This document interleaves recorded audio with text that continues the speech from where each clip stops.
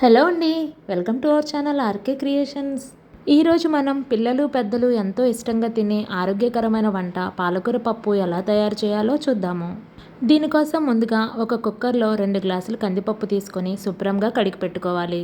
అలా కడిగి పెట్టుకున్న కందిపప్పులో తగినంత నీరు పోసుకొని ఉల్లిపాయ ముక్కలు, పచ్చిమిర్చి, పసుపు, కారం, చింతపండు, సన్నగా తరిగి పెట్టుకున్న పాలకూర వేసుకొని మూత పెట్టి మీడియం ఫ్లేమ్ మీద 4 విజిల్స్ వచ్చే వరకు ఉడికించుకోవాలి.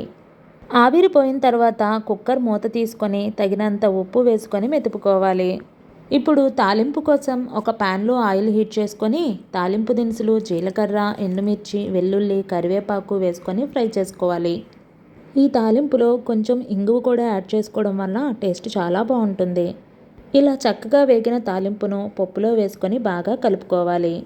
అంతేనండి, ఎంతో టేస్టీగా ఉండే పాలకూర పప్పు రెడీ అయినట్లే.